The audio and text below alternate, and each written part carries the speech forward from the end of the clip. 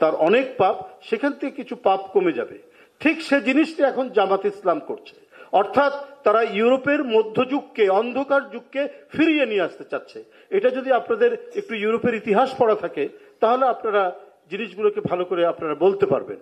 ইনডালজেন্স বলে ইংরেজিতে একটি কথা আছে, আপনি জানেন না? ইনডালজেন্স মানে এটা সহজ বাংলা হচ্ছে প্রশ্রয়, কিন্তু এটা এসছে আপনার ইউরোপের সেই মধ্যযুগের চার্চের সেখান থেকে আপনার এই শব্দটি এসছে। ইনডালজেন্সটা কি ছিল?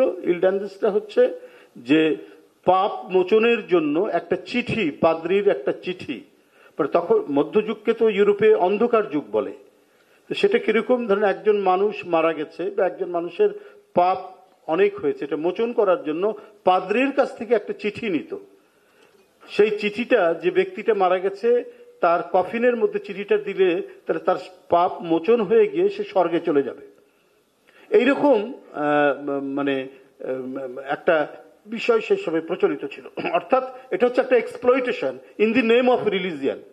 In the name of religion, যে আপনার যারা ধর্মকে নিয়ে বা ধর্মের যারা মূল ইমাম, মানে ওদের ভাষায় পাদ্রী সাহেব, যাজক শ্রেণী, পোপ, এরা এটা মানে প্রচলন করেছিলেন এক্সপ্লয়টেশনের জন্য, মানুষকে শোষণ করার জন্য।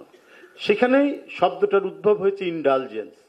ইনডালজেন্স হচ্ছে পাপ মোচনের একটা চিঠি। মানে এটা একটা ভয়ঙ্কর একটা ঘটনা ছিল, মানে মানুষকে শোষণ করার জন্য, সাধারণ ধর্মপ্রাণ মানুষকে। তো এখন ওই যে ইউরোপের যে ইনডালজেন্স, ইউরোপের যে পাপ মোচনের যে ঘটনাটি, যে পাপ মোচন হয়ে যাবে যদি পাদ্রী সাহেবের বা পোপের একটা চিঠি পাওয়া যায়, তাহলে সরাসরি স্বর্গে চলে যাবে, তার অনেক পাপ, সেখান থেকে কিছু পাপ কমে যাবে।